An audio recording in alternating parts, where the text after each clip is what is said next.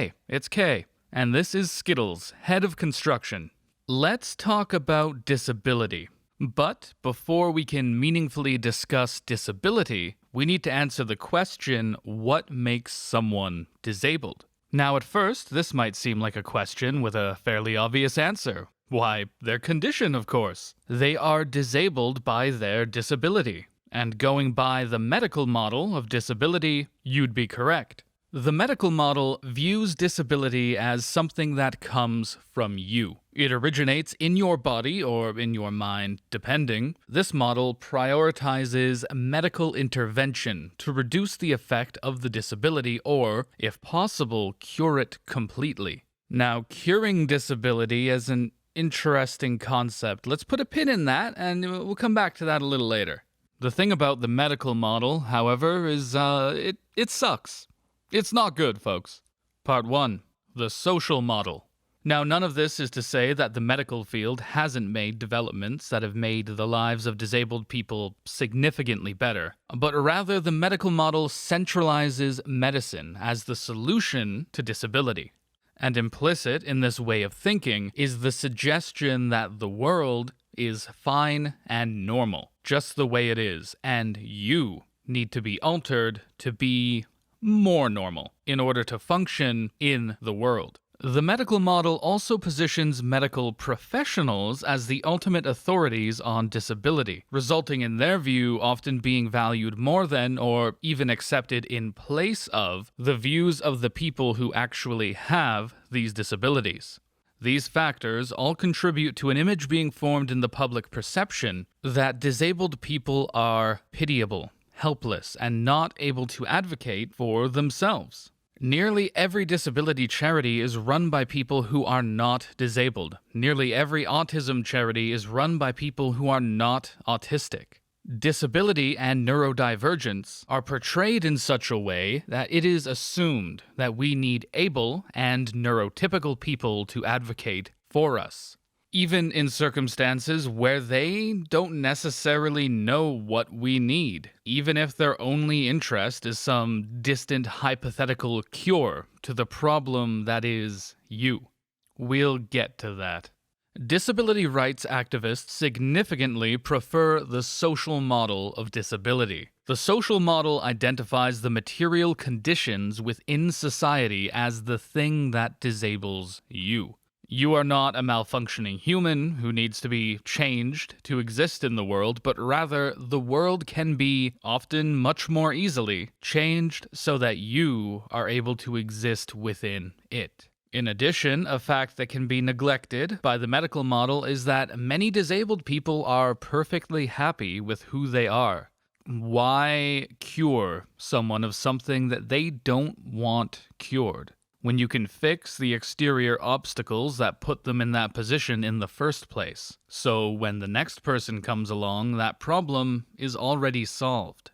Let's think of it like this. Say you need a wheelchair to get around. If you did not have access to a wheelchair, you would likely be bedridden, or at least confined to your home. Therefore, your lack of a wheelchair would be what disables you. If what you're trying to do is go outside, perhaps to the grocery store. So let's say you have an electric wheelchair. You are able to independently get out of the house and travel to the grocery store. So up to this point, you are able to do what a walking person could do. With that barrier removed, you aren't really being prevented from functioning in a, quote, normal way by your condition. So you arrive at the grocery store. The only entrance is up a set of steps.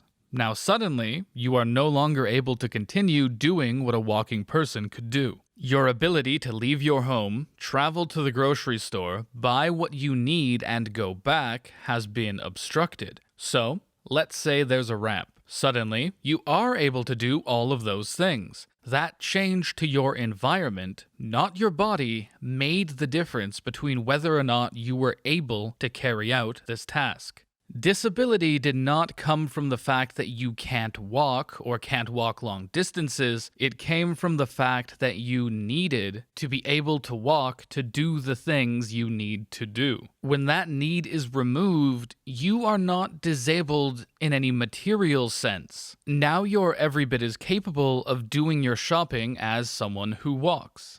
So, what do you think would be easier, cheaper, more realistic? Fitting everyone who uses a wheelchair with some sort of robotic leg exosuit so that they can walk up those stairs? Or laying a bit of fucking diagonal concrete outside of public buildings? The same thing applies to workplaces. Many disabled people are locked out of being able to work, often putting them in a position where they rely on government benefits to survive, which can be an incredibly vulnerable situation, especially if those benefits should ever be restricted.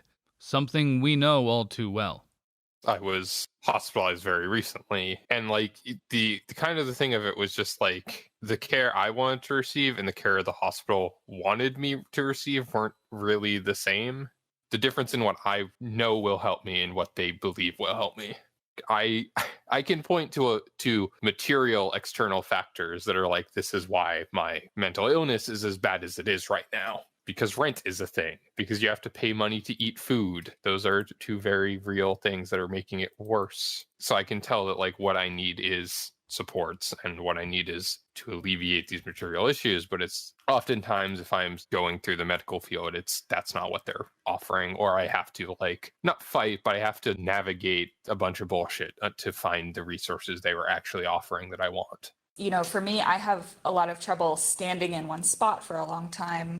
And I used to have a job where I had to stand up all day, and I was kind of constantly in and out of the doctor's office. I was wearing braces on my knees, going to physical therapy and things like that. But now that I've switched to a job where I'm not necessarily standing all day, I don't really engage with those things anymore. I can just kind of live my life, and I feel honestly less sick or less injured than I did before, even though I'm not, just because my life doesn't demand that kind of activity. Changing from the medical model of the problem is the individual to the social model of the problem is the environment allows you to better advocate as well. You're no longer just looking at it purely on the grounds of yourself. It is like, if you say, well, the environment makes this difficult for me, then the logical next step is, well, the environment makes this difficult for a lot of people. And you're able to better advocate for change that would help versus the medical model of like, well, if this person's doing better, then clearly I should be able to do better, and not taking account, well, what's the difference in their environment? What's the difference in their resources? Part 2. Changing our environment. With proper changes to a workplace, a disabled person might be able to work. With proper changes to a store, a disabled person might be able to get their groceries. But these changes, they cost money, and who has most of the money? Let's come back to them. Think about how we implement accessibility. Often, they're tacked on as an afterthought, rather than built into the design of the thing in question. For example, the way many buses work here in the UK, with a ramp that requires everyone stop and get out of the way, the driver come out of the vehicle and extend the ramp manually.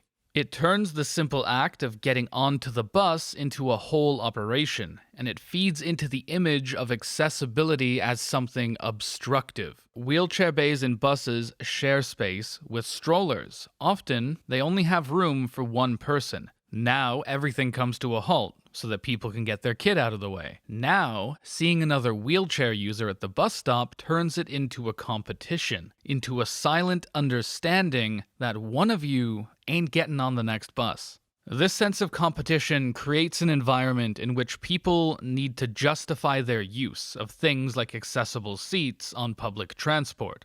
But there are very few things more nerve-wracking to me as a person who usually is not someone that's visibly disabled than either sitting in the handicap section or whatever, or wanting to sit there but being afraid to ask because, you know, you really need to sit down but you look perfectly fine, and you kind of think that everyone will assume that you're being lazy or entitled or whatever. And I've done things like, if I'm visiting a friend in New York City, whatever, we're taking the subway, I'll wear a brace that I don't really need that day just so that people will let me sit down when they see it, things like that, which is like a weird feeling to do that. I mean, it's that very familiar shame that I think a lot of people have of, you know, am I faking? Am I exaggerating?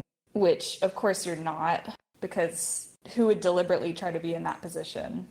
The medical model clings to the belief that one day, with enough currently non-existent medical breakthroughs, we could just eugenics away all the disabilities, all the neurodivergence. And if there's anyone you can trust to make sound judgments about which traits are and are not desirable, it's eugenicists. Eugenics is the final outcome of an individualist and medicalist approach to disability that insists it is you who must change, not society. After all, what kind of fool would want to improve society somewhat? And I really want to take a minute to drive this point home here, because when it comes to disability and neurodivergence, if you view it as a problem that needs to be solved, as a bad thing that needs to go away, history has no shortage of lessons about the kinds of atrocities that this line of thinking can lead to. Both the heavily Nazi-influenced eugenicist conception of removing undesirable traits from the gene pool and the heavily individualized medical model attempt to sidestep an unavoidable problem of disability. It's completely at odds with capitalism. If disabled people can't work, they can't contribute their labor to a company. They can't participate in the system. So as we mentioned earlier, a welfare state is required to ensure these people don't simply die, which I hope most of us can agree is a worthwhile pursuit. But disabled people are people. They want a little more out of life than simply not dying. Something that I think about a lot is sort of the popular image of what a disabled person is and how that has to change. I mean, I think honestly, a lot of people don't at heart believe that a disabled person would want to have a career. I think in the popular mindset, you can either be disabled enough that you're basically a charity case and someone will take care of you, or you're fine. And it's sort of like, okay, what about everyone in the middle? Because I don't think those are really two options that apply to 90%. Because the attitude was so clearly, what can we do to make you normal? What can we do to make you productive? What can we do to make you functional? Instead of what can be done to help you? Like, it is the thing of like, you specifically need to be helped so you can be normal, or you need to be helped by us. Or the 2 times I've been in mental facilities, it always felt like the end result was that to make sure we are productive adult human beings, basically, and productive in the capitalist sense of like to make sure we can return to our jobs and continue to work. I feel like under a capitalist model, that is always how the medical field will work. It's just really hard for people because we've grown up, for generations grown up with the idea that work is only valuable insofar as it generates revenue. Because I don't really know anyone who doesn't want to work in some capacity, and not necessarily working for money, but even just like cleaning their space or making art or doing some kind of work in their own life. As long as we're confined to this idea that work is only genuine and valuable if it creates revenue, there's never really going to be a meaningful space in that system for people who are unable to do the kind of work that generates revenue. I've had times in my life where I was bedridden due to illness or acute injury. I came to a point where I sort of looked around and realized that if I didn't have a support network in my life, I probably would have become homeless at those times. And that was incredibly sobering and frightening. And not just with families, but when you look at the statistics and the stories of disabled people abused by their partners, kept in financial dependence, I mean, it's horrifying. Part 3. The profit motive. In the pre-industrial world, disabled people lived with all manner of obstacles and difficulties. A much cruder understanding of medicine chief among them. But the informal way labor was organized allowed disabled people to participate in production, to work and to contribute and be part of their communities in a way that was lost as labor became more ordered, efficient, and formalized. When imagining a world in which disabled people can more fully engage with and participate in everyday life, we come up against a difficult reality that stands between many, perhaps all people, and a healthier existence. A reality that completely contradicts the implicit demand in our society to run everything, even our personal lives, like a business. Simply put, there are more important things than efficiency. Now that runs counter to the entire worldview that dominates our culture and is most present among these guys. Remember them? The ones with the money. Yeah, them. If you're a business owner, how much market incentive do you have to care about accessibility?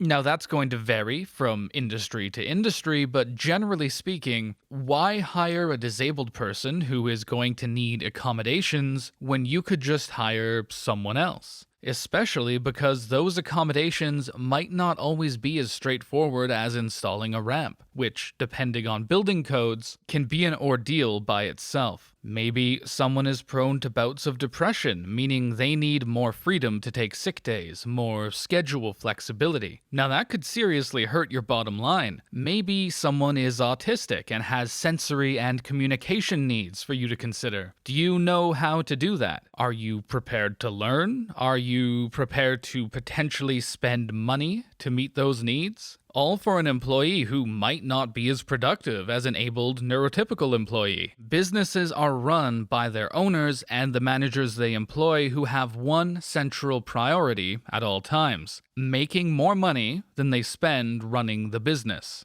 as much as possible. The absolute power they have in doing this, curtailed by only the thinnest of regulations, makes every business a tiny autocracy. And any application of the social model that does not also concern itself with the way our workplaces are organized will find itself pitting disabled people against business owners who, when considering the hiring of a disabled person or accommodations that make their business more accessible to disabled customers, are put in a position where they're expected to make what many of them might see as a bad investment. If it comes down to our needs as disabled people versus the profit motive of a company, we lose every time. Yeah, I mean, I think something that happens when people start to advocate for accessibility changes, even in their communities. If they ask, for example, a store or something to put a wheelchair ramp, I think a lot of people's initial reaction is kind of like, well, why should we go through all that trouble for one or two people? Kind of buying into that very individualistic thing. And I think it would be so paradigm shifting for people to start looking around and thinking, well, why is this environment built for one subset of the population and not for another? It's just not a mode of thinking that most people are trained to engage with. The normal is so invisible. That kind of thinking warps your mind and warps your worldview in a way where it's like, that is now like, if you care about profit have to care about profit seriously, then that is all you will care about. And it's like, well, why should I have to spend money to do this? Why should I do this, which will mean I make less money? When those things are, why should I recognize the very basic humanity of a huge subset of people? We cannot actually live properly under capitalism. And that we shouldn't be trying to meet this capitalist standards of normal and trying to pretend that that's the only way to be. It's, when you think about it, it's completely unnatural the way we live. I mean, it's so against the way that we evolved for thousands and thousands of years. I think it's really reflected in the way that everyone's just kind of miserable and unhealthy. The transformation of people into commodities hides their dehumanization and exploitation by other human beings. It becomes simply an economic fact of life. Thanks for watching, folks. If you'd like to learn more about the ideas behind the social model and about disability rights activism in general, there's a great book by James Charlton called Nothing About Us Without Us that I've linked in the description for you there. I'd also like to thank my good friends Michelle and Belladonna for sitting down to speak with me about their own experiences with disability. I hope that their insights helped provide a broader understanding than I would have alone. In other news, the wonderful Javi has produced these sick t-shirts right here, and we're doing a little giveaway. We've got 2 of these bad boys to give away to 2 random people. All you need to do is leave a comment below, including the phrase, "I respect Skittles." Then, on March 1st, I'll reply to 2 lucky winners to arrange delivery. But if you're watching this after March 2020, I'm sorry you missed out on the shirts, but I hope you still enjoyed the video. Please don't post future spoilers in the comments. Thanks again to my patrons who help make these videos possible. If you want to support the channel and get some special Skittles content, then check out that little Patreon button on the screen there. Take care.